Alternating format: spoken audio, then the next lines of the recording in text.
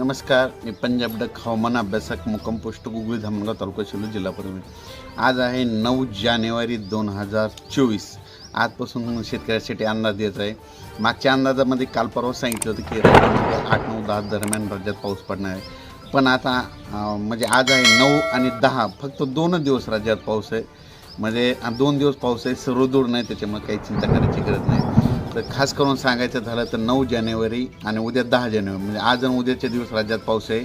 आज खूप आवळ येईल आणि बारीक बारीक थेंब येतील म्हणून हा अंदाज लक्षात घ्यायचा।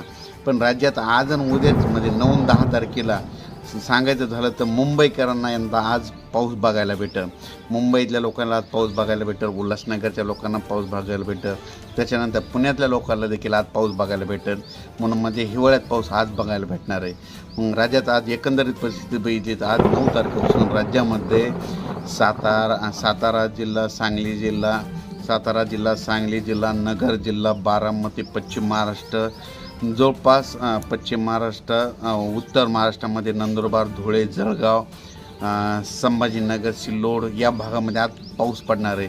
म्हणजे हा सर्वदूर नसणार पण पाऊस येणार आहे म्हणून हा लक्षात घ्यायचा। राज्यात पुन्हा बघायचं झालं तर परभणी जिल्हा, जालना जिल्हा, बीड जिल्हा, लातूर जिल्हा, धाराशिव, अकोला, अमरावती या जिल्ह्यात देखील पाऊस येणार आहे। सर्वदूर नाही, फक्त पाऊस थोडा जिल्ह्यामध्ये काही ठिकाणी एखाद्या 1-2 ठिकाणी पडून जाणार आहे म्हणून हा अंदाज लक्षात येतो। पण राज्यात आज 9 आणि 10 तारखेदरम्यान उत्तर महाराष्ट्रामध्ये नंदुरबार, धुळे, जळगाव, नाशिक, निपाट त्या भागात देखील पाऊस पडणार आहे। मुंबईकराला देखील पाऊस बघायला भेटणार आहे।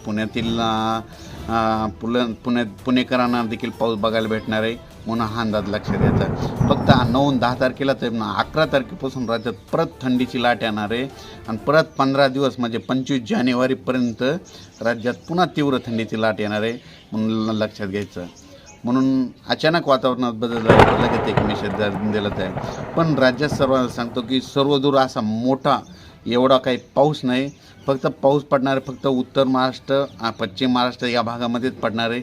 एखाद्या 1-2 ठिकाणी पडणार आहे, जास्त खूप काही नुकसान होणार असा पाऊस पडणार आहे म्हणून हा अंदाज लक्षात घ्यायचा। धन्यवाद।